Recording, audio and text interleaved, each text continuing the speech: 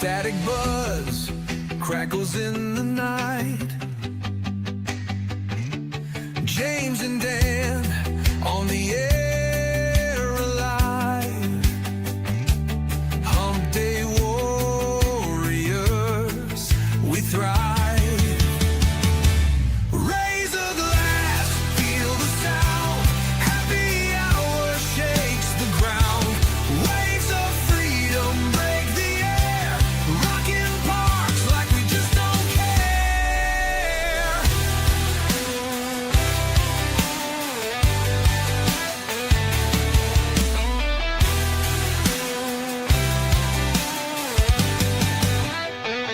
Antennas twist, catch the sky.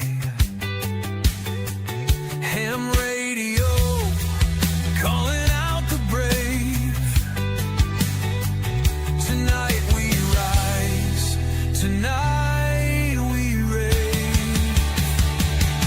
Raise a glass, feel the sound. Happy hour shakes the ground. Waves of freedom break the air. Rocking parks like we just don't care.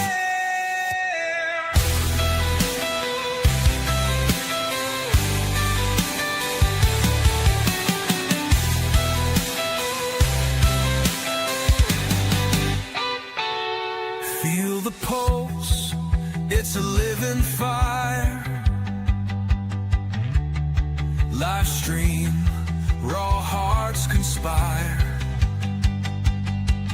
Through the static, we break the chains. James and Dan, tearing through the veins.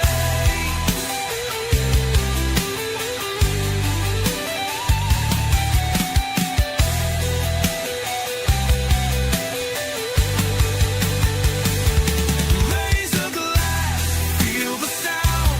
Happy hour shakes the ground. Waves of freedom break the air. Rockin' parks like we just don't care.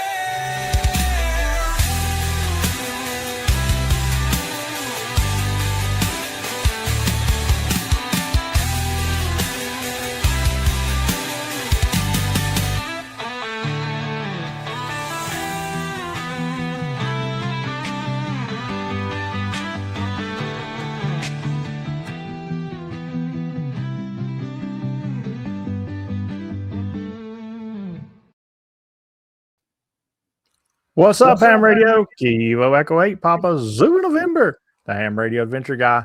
Thanks for stopping by. Your one stop for everything Adventure Radio. It is Hump Day. Time for the Hump Day Happy Hour. We got a great stream tonight. We're going to talk about bleeps and bloops, everybody's favorite. And it's going to be a good time. And we even have Whiskey One Radio Joey Papa. All right. Man. All right. Good evening, everybody. Before we get started, we're going to thank the Patreons because they're absolutely awesome people, and they like to have fun. Got to go out with the Patreon today and do a little bit of activation. Had a great time. So good times. Also, shout out to the YouTube members. They are green in chat or blue if they are a moderator, and the Patreons and the YouTube members have about 2 days before we have our Christmas party on Friday. So I'm looking forward to that. Yeah. And then the ever-changing board, no changes, but thanks to Kent, Kilo 9 or Alpha Echo Echo for the off-stream donation. Dan, what's up, buddy? Man, what is going on? Happy Wednesday, everybody. I got a million windows open here. Hold on. Episode 223, where we're at when I was doing a little bit of light reading before the stream, which we'll talk about here in a little bit. YouTube is up to its Hump Day shenanigans again, because the first comments I see in the chat are third and fourth. So apparently we're missing comments again. But the first comment with third was our buddy Ron Chris over at Georgia Parks and Propagation. That's Alpha Echo 4 X-Ray Oscar. Daryl is here, Kilo Oscar 4 Sierra X-Ray Hotel from a cold Asheville, North Kakalaki. Good to see you, buddy. Kent Kilo 9 Alpha Echo Echo. Toby, Alpha Delta 2 Charlie Delta. Gary Graham, what's going on, buddy? Whiskey 1 Whiskey Charlie. And Liz, I heard somebody messed up her call sign today, and it was my fault. Liz, you're here. Echo Romeo 8 Romeo Whiskey. Good to see you. Kenny Adams, what's going on? Kilo Charlie 5, Mike Juliet Echo. Kilo 40 Tata. What's up, buddy? Good to see you. James Jenner, always good to see you, my friend. Kilo Echo 4 Eastern Standard Time and Kilo 4 Alpha. What is up? Martini is here. Whiskey Delta 4 Juliet. Mike. And Scott into TKT. What is up? AC4HI. Good to see you, my friend. Gene McPhee from Killeen, Texas, and 3XUS. Chris, K2PTC. Terry's here with a 404 error. Kilo 8. Golf Quebec. 22. What's going on, my friend? Mike 88KB. Zach, Kilo 4 Zulu. Sierra Romeo. Dad is here. Kilo Delta 9 Uniform Victor. Kilo. KQ4 GPT. Jason, what is up? Mobile Tech, what's up? Kilo 7 Zulu. Fox India.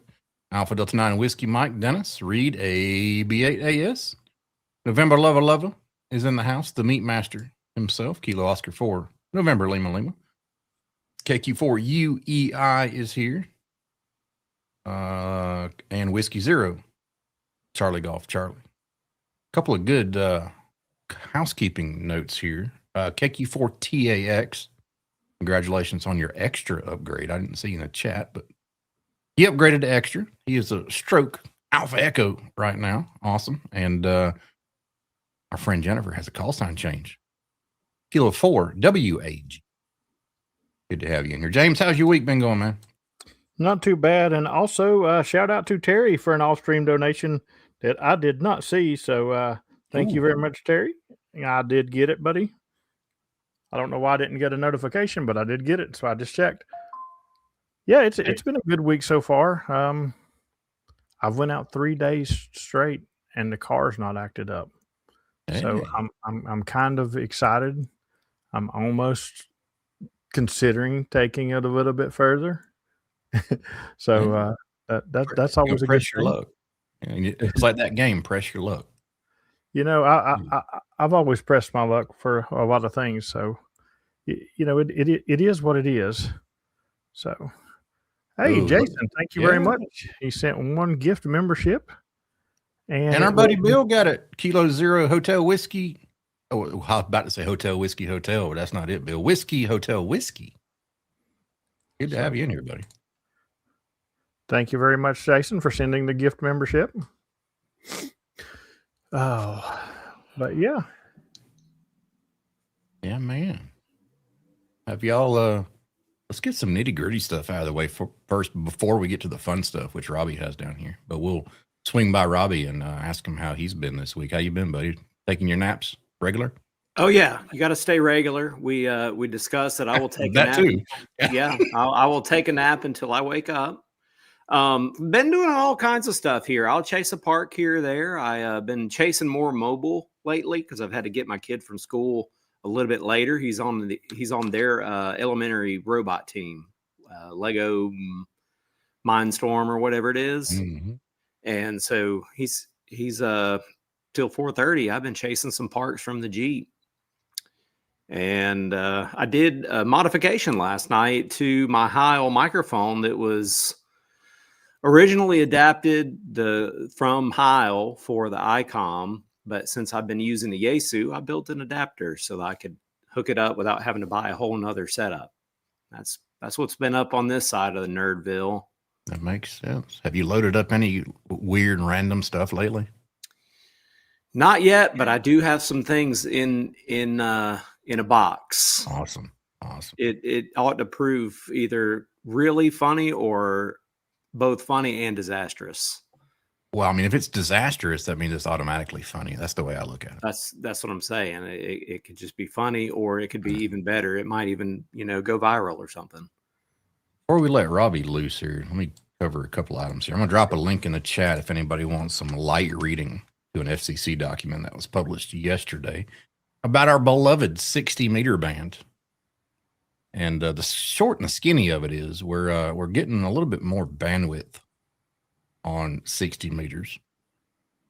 And but it's at a lower power level for that little VFO range.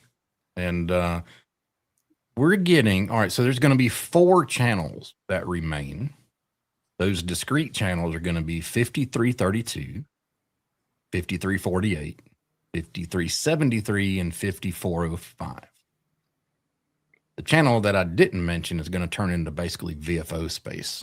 That's going to be 5351.5 to 5366.5. And that's going to be limited to 15 watts EIRP or about 9.15 watts ERP. And we're still going to be secondary users across all the 60 meter band. So happy, They went straight QRP on us. we're gonna. I mean, we'll play with it. I mean, if you're an ICOM user, you could probably use it. If you're a Yaesu user, you're gonna have to wait for a firmware upgrade, unfortunately. But I'm not sure exactly when this goes into legal effect. Like, I don't know if right now you can go on 5351.54 and start sending CW. So I'm just reading the document. If you want some light reading, check out the actual document from the FCC right there. It goes through everything and have some fun. So does the vids who run like 1500 watts on it now actually have to tune down to like 500 watts then, since it's going down to 15? Yeah, that's right. Not the whole band. As Zach just said, channels 1, 2, 4, and 5 remain at the 100 watt limit. Channel 3 is we're losing the channelized channel 3, getting a VFO range there at 15 watts EIRP. So the next item I have for my little housekeeping here, I'm gonna drop another. I noticed Taxman's here. Yeah. Congratulations on the extra. We did shout you out. So Zach says it's in effect December 9th. There you go. 9 December 25. It's probably somewhere in that document that I posted. I didn't read the whole thing. I was kind of pressed on time. But goes effect on, somebody else says else says Christmas Day. So I'm sure we'll figure it out. The next item I have, if you have been on POTA.app in the last couple of days, like everybody should have been, you probably saw a nice little blue banner up at the top. If you are a developer, either code developer, maybe you know back-end infrastructure for IT stuff, maybe you're good with graphics and want to make awards, read that notice, hit up James of the North, our Ice King of the North on Discord. All the instructions are in the notice if you click on it, or the links that I just dropped there. We are looking to put together a solid team to make POTA version, what will this be, version 3, version 4? The next gen of POTA. We got a pretty good core team going on in the last couple of days. We've made decent progress the last couple of days. And so, hey, if you want to be involved in maybe shaping POTA, shaping how the app looks, shaping the future of POTA, hit James up and give him your resume or let him know how you are. So let me guess, because you guys are currently building the new version, I take it that they're not going to fix the top activator list where it updates? We've been looking at that too. The problem is we got a long running query that takes forever. And the current timeout, the max those can run is 15 minutes. So we've been looking at refactoring that. We do know that's an issue. It seems like some of them get updated, some of them don't. Whatever gets updated in that time, and then it drops off. Maybe there's a clause in there in the code that says if your call sign suffix is PZN, we'll ignore you. I'll have to look. Well, I mean, it kind of makes life kind of rough for people. Yeah. But yeah, those are the two laundry items that I had. And how's the bleeps and bloops been going there, Robbie? CW is life. I sing about it all the time. But, my friend Billy and I, we like to go out to Reed Bingham and set up at the picnic tables. And we will get on two separate bands and play together with the antennas as much at perpendicular that we can get them, so we have less crosstalk. That's about 20 decibels of loss when you have them out of polarization. And we'll just play radio, and I always smoke him, but I always seem to choose the band that's hot, and he chooses the one that's not. He can go to 40, and I can go to 20. 40 will be nothing. We swap, and 40 opens up like a box of firecrackers. But yeah, I've been trying to improve my speed, copying speed some. Our friend Phil sent me a message the other day, and I only caught about a third of it because it was at 22 words a minute with no Farnsworth, and I was like, oh crap. So I've been trying to work on copying my speed, raising my copy speed up some. It's hard. It's something you really got to stick to. I seen a discussion in Discord today where somebody had said that I think it may have even been Gary that said he was wanting to learn CW, and somebody told him to start at 25 words a minute. Ooh. And I think that's absolutely outrageous. I understand that you shouldn't start maybe down there where they start you at in a lot of the very successful programs, mind you, because you are probably counting dits and dahs. But I mean, at 18 to 20 words a minute, you're not counting dits and dahs. If you're counting dits and dahs in 18, your brain's really working overtime. Yeah. And first off, why would you want to learn at 25? Because I'm going to go ahead and tell you, you're going to alienate 50% of the POTA pool of hunters. Yeah. I've found that if I go over 22, yes, I will pull some additional people, but I lose way more than I pull. I normally hang between 20 and 22. 20 to 22 is about a POTA sweet spot. That's just my opinion, but and I can't copy code it. Yeah, I keep mine at 20, and you'll get a mix of different speeds. I've copied some that were quite ridiculous speeds, like 30 words a minute. Yeah. But I would give me luck on most of those. If you're a regular, if you're a regular, you can probably hit me as fast as you want. Like Robbie, you could probably send your call sign to me at 35, and I more than likely would pick it up. Because I've heard it so often. Especially if you do the little offset, go about 60 hertz off to the left or the right. Yeah, your regular hunters on CW, you start to know their call signs, and I'm sure James can attest to this. It starts to be like your own call sign. You can just recognize it. Like if somebody sent me my own call sign at 40 words a minute, I'll know it's me because it's like my name. Yep. Well, that one guy's call sign was N9 EDL. I mean, it's just emblazoned in my memory from that day. I haven't forgot it. Yeah. But if I had started off not listening to 5 words a minute, 10, that might have been my biggest barrier to entry to CW was I was learning at 5 words a minute. Yeah. Well, that's like a lot of the really successful teachers teach you, around 12 words a minute. Yeah, I think 12 to 15 is good for the reasons you stated. You're not counting it anymore. You're I guess feeling the language. But when I started off, I was 5 words a minute, and I felt like I was not getting any better. And the first time I got on the air, it was a disaster. Brian said he started at 20 and was still counting. 20 to me, your brain has to work too hard to count. Yeah. 20 is more of a rhythm to me. So Brian's brain is working at an extra fast pace. Brian might need to be a contest CW person. He might be one of those 35 words a minute guy, but that's not going to be the thing for POTA. You're going to alienate too many people because there's some really good operators out there like Bill Brown.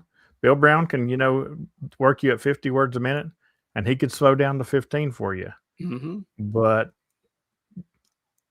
80-ish% of the POTA activators, I'm going to say if they're sending at 25 22 to 25, it is extremely hard for them to slow down to 15.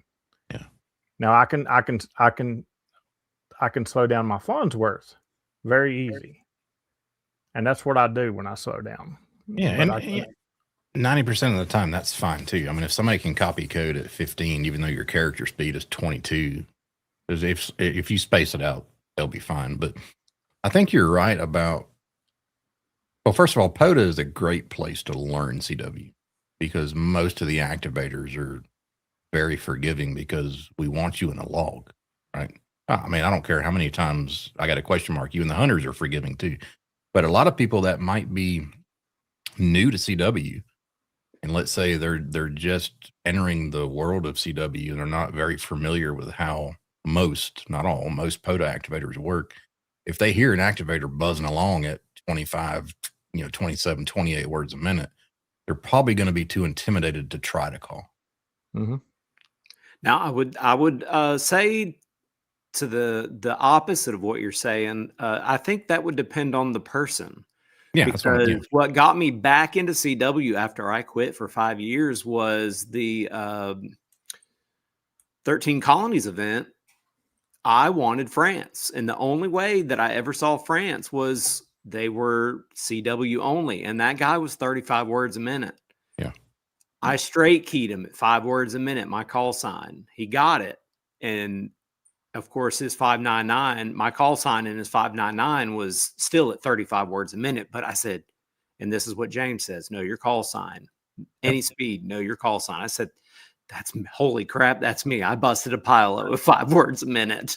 Absolutely. And I didn't know any other letters. I barely knew what their call sign was. And that's what got me back into it was I was going to try this. But So- again, he's probably in a really experienced contester type CW person. Well, but I'm not saying for him. I'm saying I was willing to jump in there no matter the fact that I couldn't copy a dang thing he was sending outside of 599. Yeah. And, Like- listening over and over, I finally was able to decode his call, but I had to hear it probably 20 times to make sure that was who it was. Like if you hit me at 5 words a minute, I'm going to go ahead and tell you I'm going to ignore you because I know I can't decode it. And Eddie can't either. Apparently, I hit him at 1 word a minute.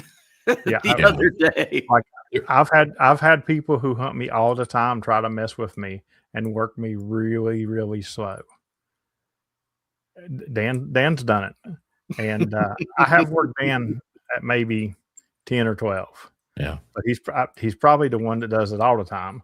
Let me tell you what happens when I work you that slow. I'll set my keyer on like 5 or even lower sometimes. And I ignore you. I'll hit my memory button to reply to you. I'll walk in the kitchen while it's playing and fix me a cup of water and come back and it might be done. Yeah. That's dead wrong. And I ignore that because so the best way to not count the dits and das is don't start counting the dits and das.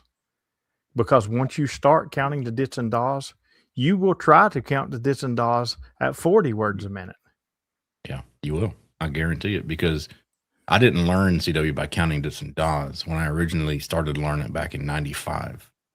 I know my age, but I learned it visually rather than audibly. So I had a cheat sheet piece of paper. I had a dit da with a letter A beside it. So I was learning it visually.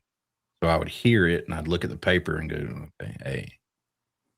And I still find myself to this day, I'm still unlearning that to learn it 100% audibly because I still find myself to this day, if a letter catches me up, I find myself visualizing that to try to figure out what it is. And I have to stop that. But yeah, learn it right the first time and it's a lot easier, especially if you're older. If you're younger, you can probably switch back and forth 1,000 different ways because your brain is a sponge. But if you're old folk like we are here on this stream right now, learn it right. It'll be a lot easier. My ears still hurt from that day. Yeah. It's still ringing. It's still ringing a little bit. I can remember that day very vividly. I was in a pavilion at Lake Norman at Lake Norman State Park. And not only was it loud, it was so loud it was echoing through the pavilion. And I just had worked a really light station. So I was kind of bent over, you know. Yeah. Yeah.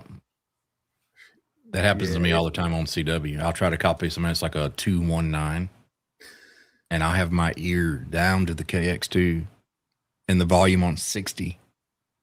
And I'm like, all right, cool, I got it. Dit. And before I can reach over to that volume, somebody like Whiskey Zero, Charlie Golf Charlie comes in with his 5 watts and just blisters my cranium. You know? It's like the dit goes in this ear and it just goes. Yeah, from the speaker wiping your brains out. Yeah. Oh, it's great news. Speaking of CW, what kind of toys do you got, man? Oh, you know, I got keys too, man. You got keys. You got a trench coat you got to sell them out of? I tell you what, we need to take after you, man. That's the way to go. I was invited tonight to talk about something that I designed basically as a joke. Now, my camera sucks. The brightness is too bright, but this is what I called the Moore's box. And I just named it after programming style convention, all capital letters, and then the last part, all lowercase. But the Moore's box, you can check it out on my website at w1rcp, hey, that's me.com. And if you check out the Moore's box, it's got a manual on there. And I'll tell you, before I even introduce this, let me introduce you to read the freaking manual. In this case, because it's something that's new and nobody is talking about it yet, because I just finished the design of the circuit board. I've sold about 20 of them, but the Moore's box is a portable way to learn Moore's code. You can start learning with the, how do you say it? KOCH. Coke method. Coach. What? He's saying it doesn't matter. I Oh, think it's Scotch. I'm not sure. Yeah. that just sounds dirty. It's not Sunday.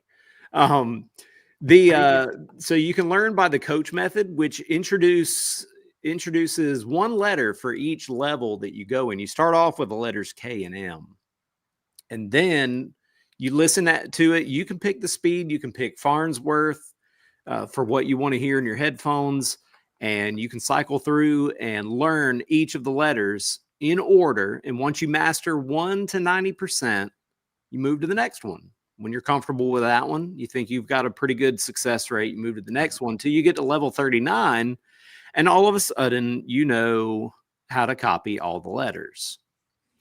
And what makes this particular unit cool is that if you're a programmer and you want to go mess with the code, if you own one, I'll send you the code so you can modify it as you see fit for what, and you can see what I did.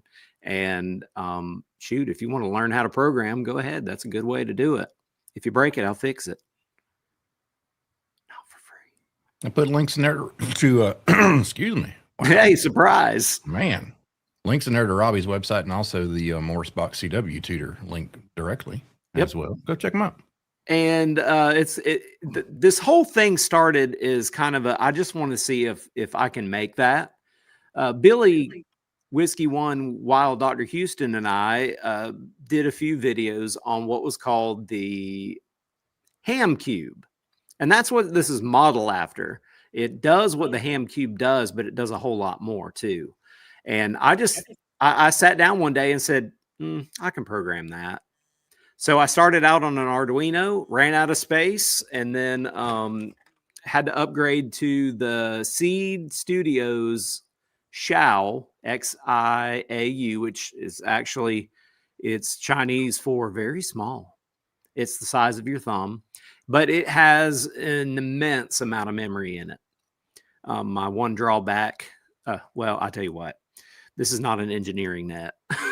I won't go into all that, but I've been using it to do call sign copy practice, and I don't think I picked up. Yep, I'm on that one. So what it does is there's 1,800 POTA call signs from the top SSB activators and the top CW activators, and it will pull at random from that 1,800.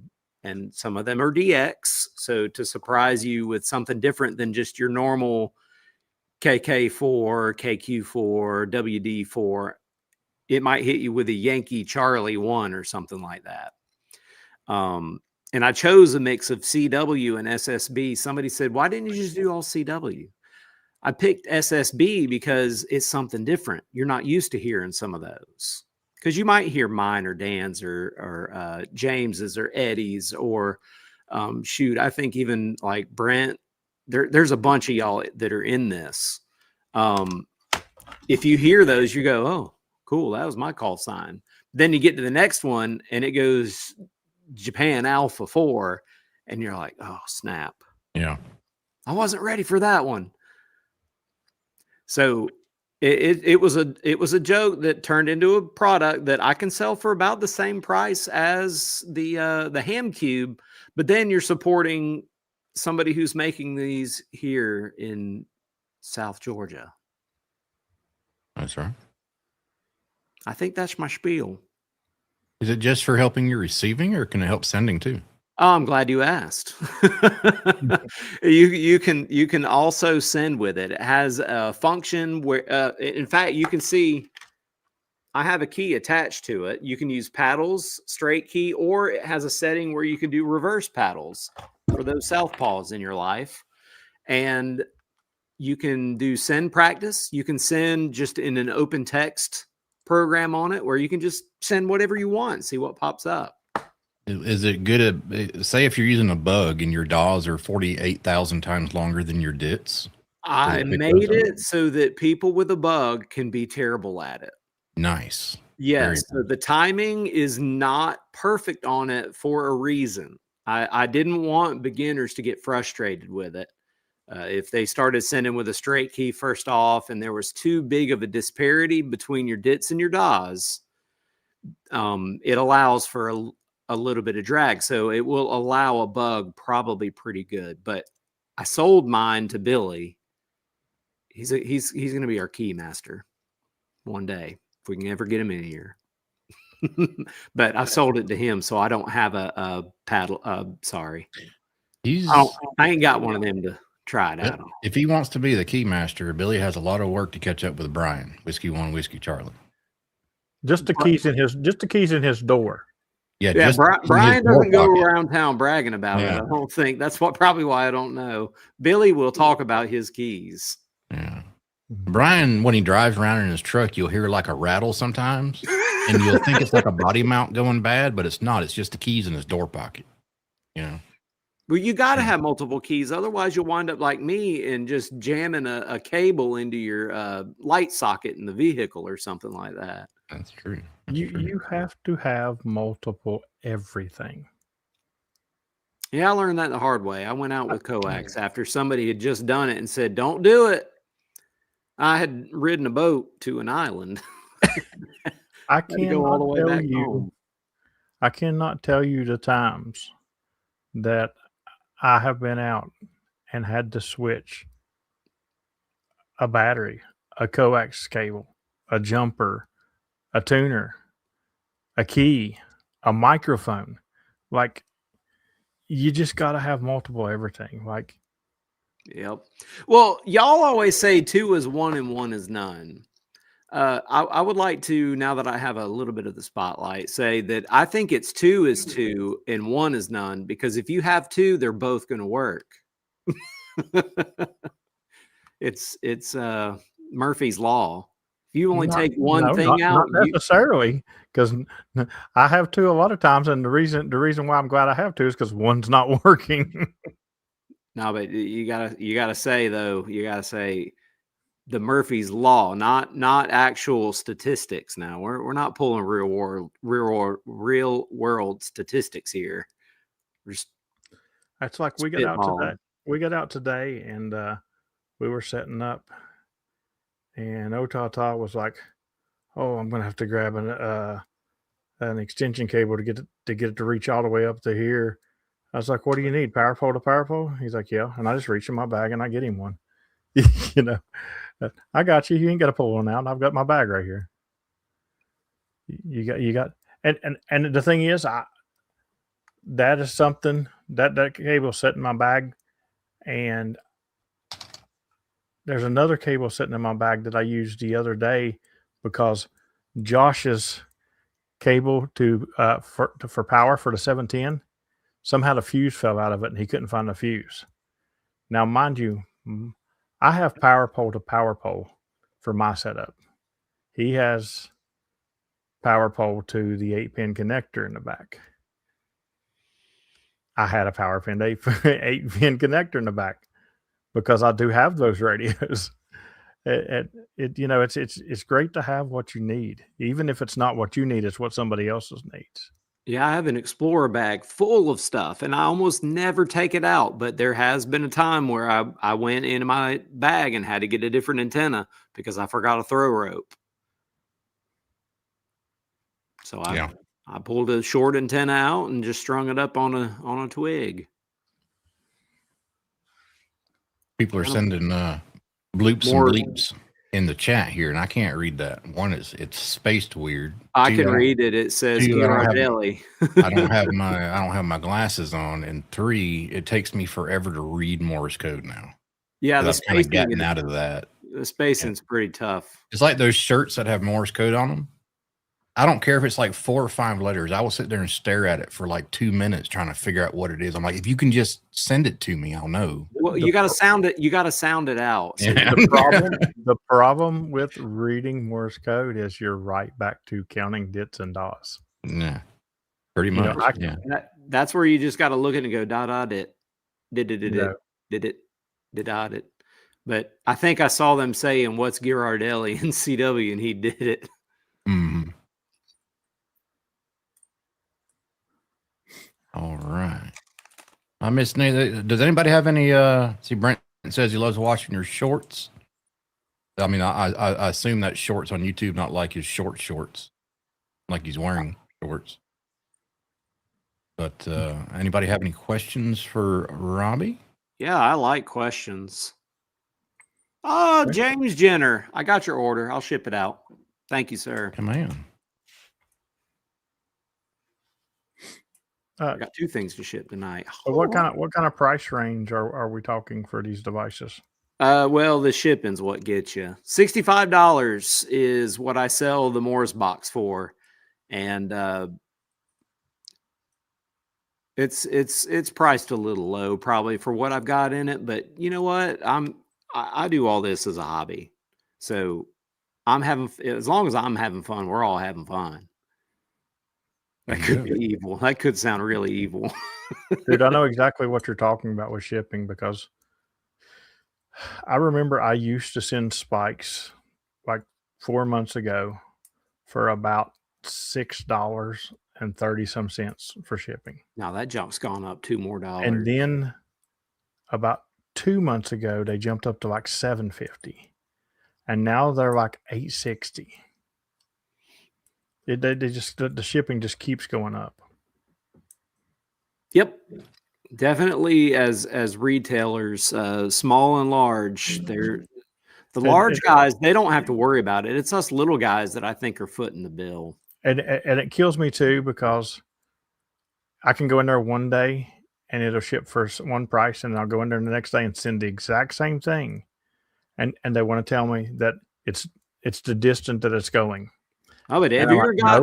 No, it's not. I was like, because yesterday I sent one to Virginia and one to California, and the California one was cheaper. So don't tell me it's the distance. Have you ever gotten a charge in your mail that says, "Hey, we're charging you another $1.88 because your package didn't weigh right"? Yeah, or they don't deliver at all and they reject the thing outright.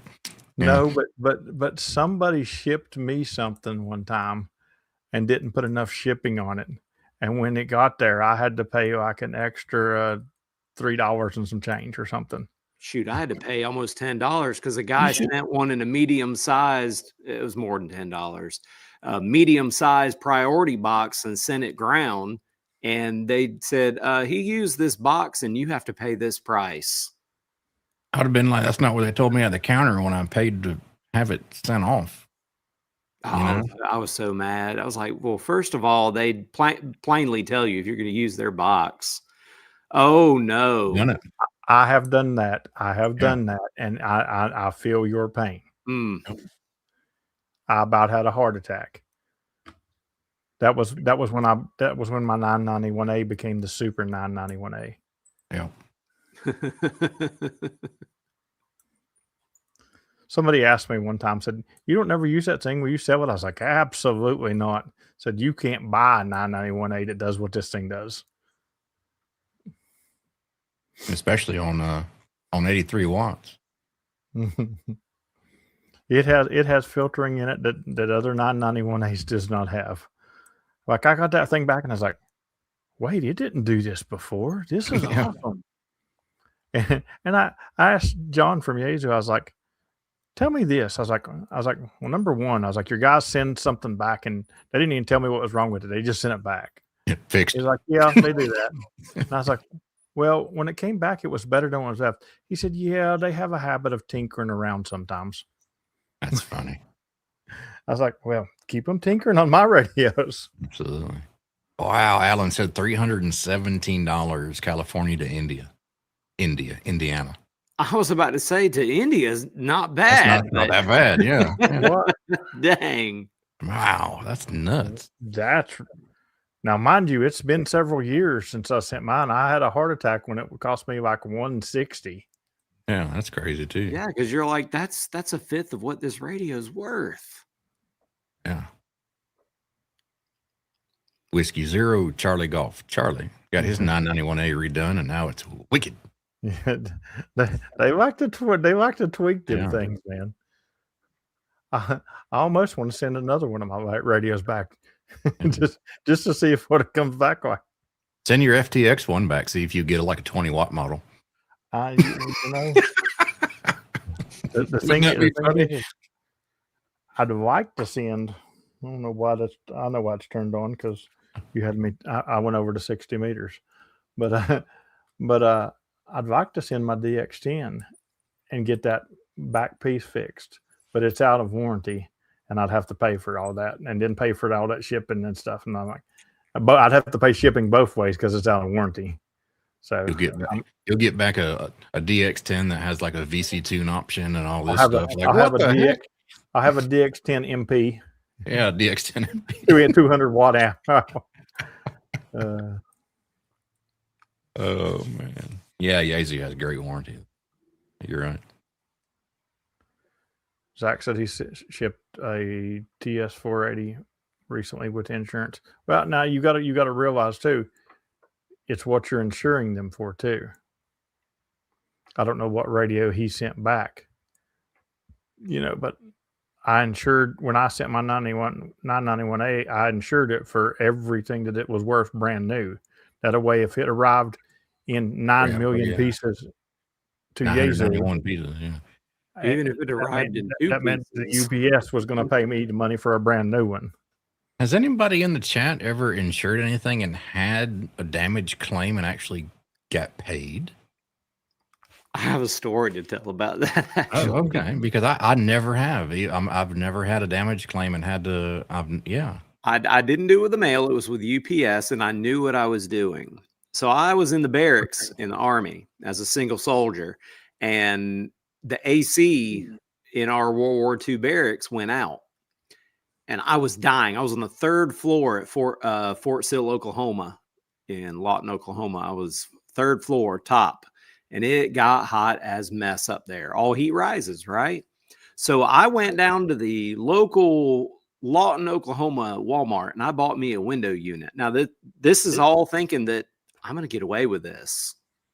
The Army, when you're a single soldier, you're at their beck and call, and stuff's got to be right. So at any rate, I put that thing on the inside in the service entrance. We had windows that opened to the inside. I put it right there, and life was good. I had air conditioning. I didn't have to complain every day. Our air conditioner doesn't work.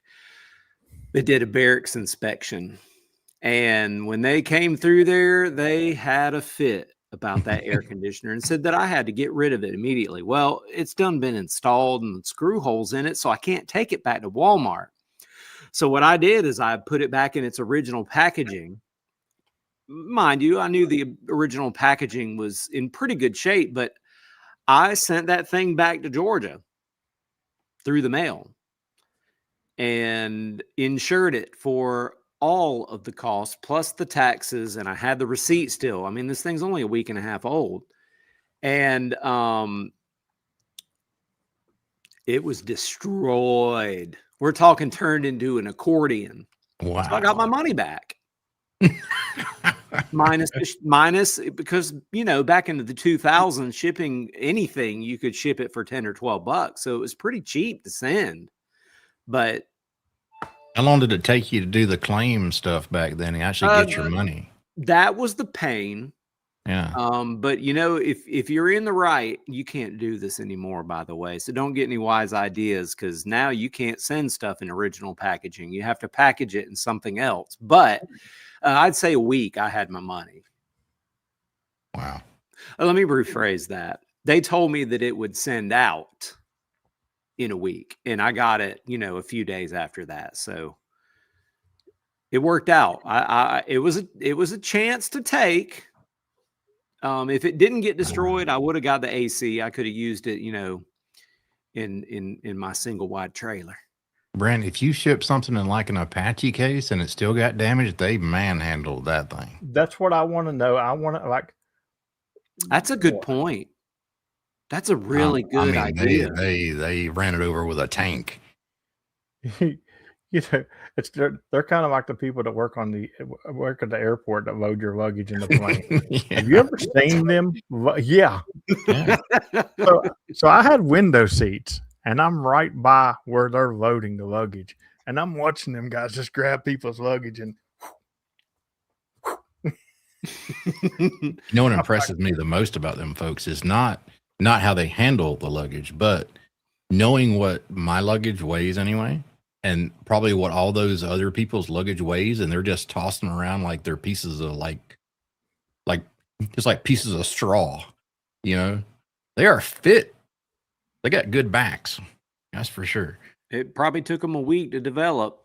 Yeah, I could just see that stuff going. Jason says, "Watch your tongue, James. I work at an airport." Listen, I'm not saying it was you, because it wasn't. It was in Atlanta, and them boys in Atlanta sling that stuff. I'm telling you, flat out. I watched them swing all kinds of luggage. Now, luckily, when I went to Canada, I didn't take no radio gear anyway, because everything was up there for me. So, they were slinging a suitcase full of clothes for me.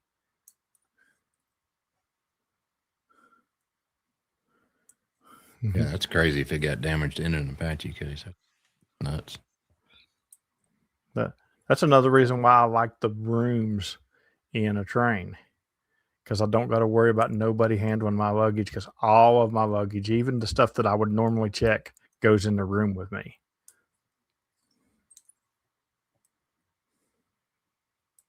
I'm going to get you back on a train one day, see if you have another throw mama from a train incident. Hey, as long as we're getting me in the room, I don't care. I like traveling in the room. I don't like the setting out in the public no more. I don't like it. It wasn't bad until I got the room and realized, hey, this is where it's at. Of course, I still ride the regular seats normally from DC to Charleston, because it doesn't pay to get a room for that. It's 6 hours. Long enough. Yeah.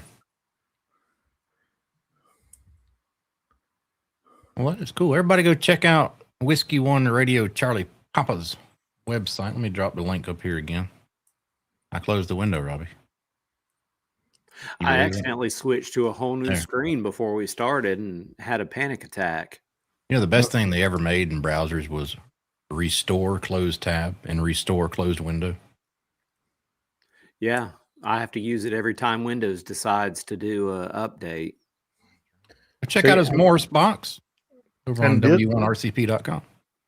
This is why the absolute idiot who said that I hacked POTA back I in the remember day. that. You can barely dial a phone. that absolute idiot who said that. This is this is how you're showing your stupidity once again. They just said restore window and restore tab. I had no idea that existed. And you're going to tell me where it's at because you're going to save me a lot of issues. You don't. Well, I mean, you should know that, you POTA hacker. Yeah, I'm serious. Mhm.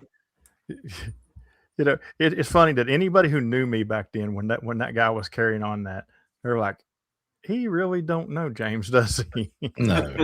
I'm like, you've I seen am- him, dude. It's like when he said that, the first thing come to my mind is, have you seen James send a text message?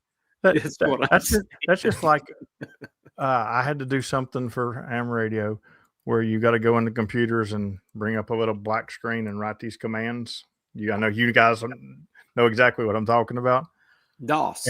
And he was telling me to do it. And I'm like, I have no clue what you were talking about. The only way I'm going to get a black screen to come up on my computer is if I go over Photoshop and make a black background. You know, he ain't hacking nothing when he said, you know how to do something to bring up that little black screen and type commands. See? That's great, dude. Oh, man. Yeah, listen, computers ain't my thing. POTA is my thing. You want to ask me a POTA question? I'll answer you. You want to ask me a computer question? I'll refer you to Dan. But no, to Or get there, anybody. just Anybody in but the, me. you know, right there in your, at the very, very top of your browser where you can hit the little plus icon to make a new tab. If you move your mouse further to the right into like blank open space and then right click, there's options there like new tab. You can reopen closed tab. If you have a closed window, you'll be able to restore a closed window, stuff like that. All right. And everybody's doing it right now. Don't close your Oh, window. I thought everybody knew this.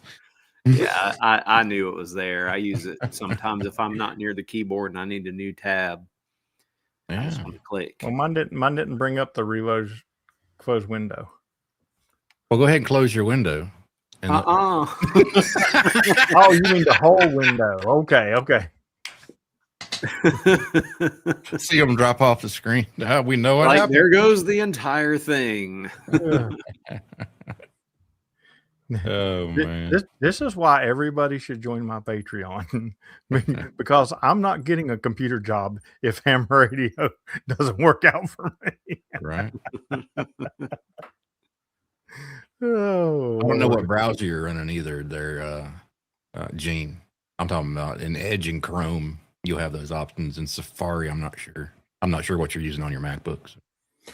Oh, I'm using Chrome on a Mac, but Oh yeah, you can.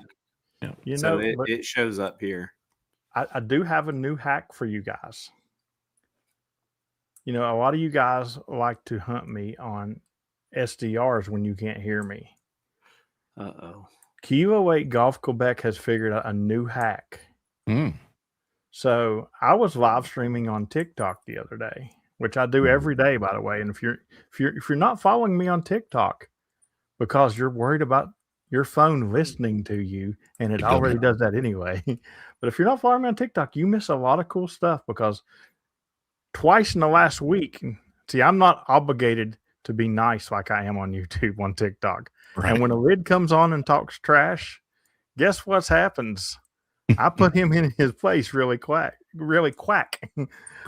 But anyway, so I'm getting ready to do a band, and I start. I always tell TikTok what band I'm going to, and then I spot, and as soon as I spot, I hear Kilo 8 Golf Quebec, and this is my first one of the day, first band of the day, first time I fired up the radio, and I'm like, Kilo 8 Golf Quebec 5-5. He don't come back. I'm like, Kilo 8 Golf Quebec 5-5. Hey, you're 5-9. Great signal. So I hit my CQ button. I call CQ like 15 times. I'm on 20 meters and don't get another call. I'm Wow. like, what in the world is going on? Did my spot not go out? And I look, my spot went out. And then I hear Kilo 1 Golf Juliet Yokohama say, Kilo Echo 8, Papa Zoo November, you there? And I call her back. She don't answer me. And I'm like, what is going on? I look, my break-in's on.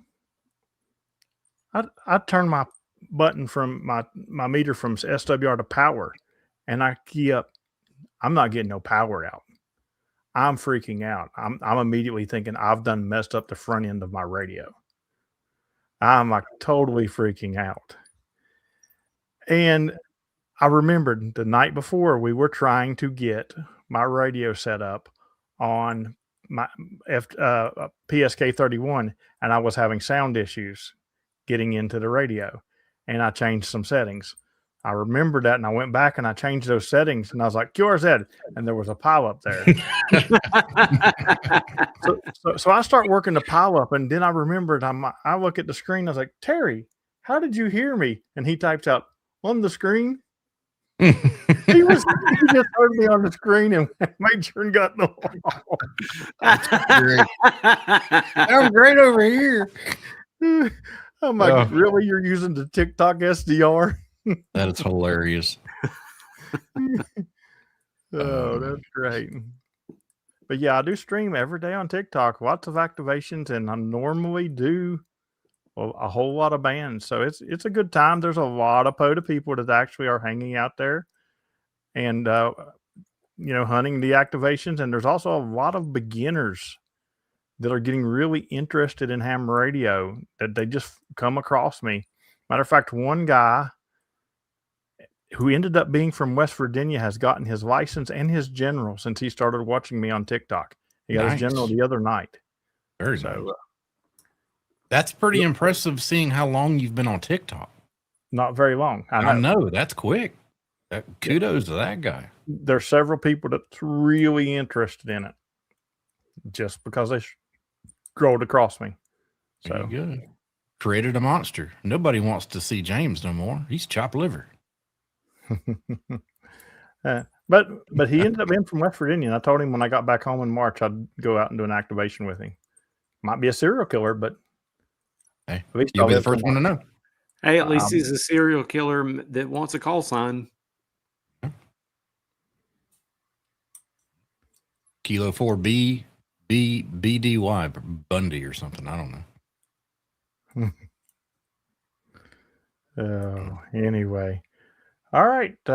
Robbie, what you got coming up, man? Oh, man, I'm glad you asked. I was playing radio earlier today while waiting on my child, and a guy spots at the Hank Aaron Trail in Milwaukee, Wisconsin. And I got an opportunity. I said, if I could bother you a minute, how's the parking out there? Because I've only seen it on a map. I'm going there at Christmas time. Ashley's going to go see her dad up there. We just decided we're going to drive up there. And so I got to talk to him about what the parking was like on the island out there, and it got some inside information about it. So I'm really excited to go activate some parks on the way to Illinois or Wisconsin. And I'm going to shoot over to Illinois and maybe hit up some parks too. So that's, 2 weeks from now, but still, that's what I've got on my mind. Illinois. And you got one more thing coming up that's really important. Hamvention? Before that.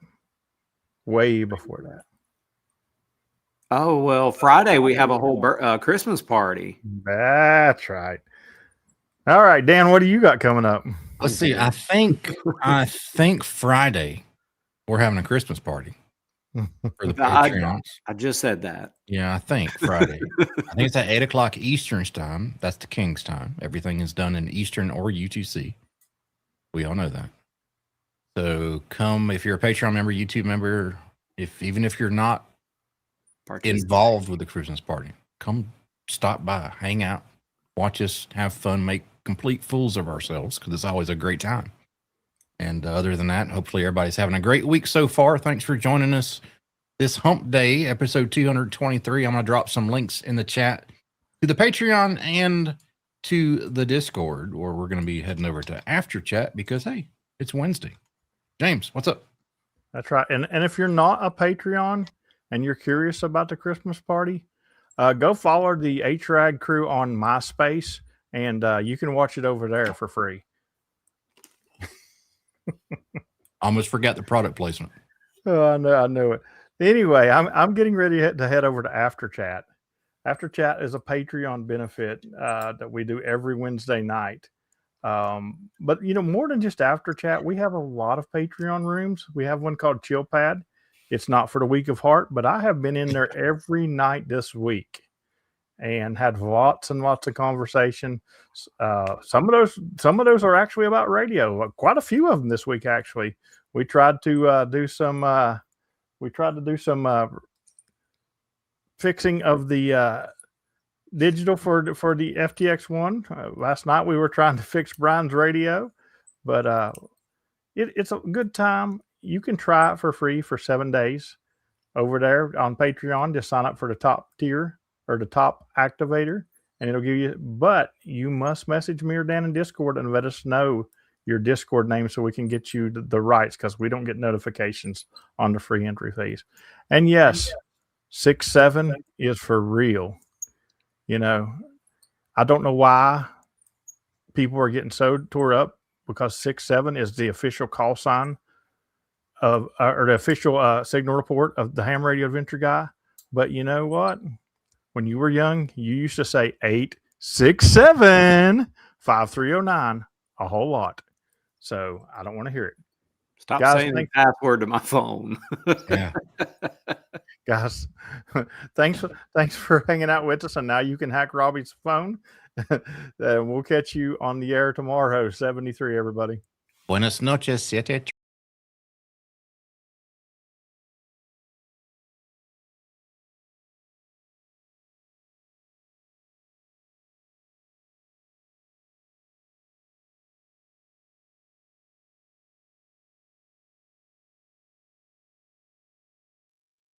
Hit like, subscribe.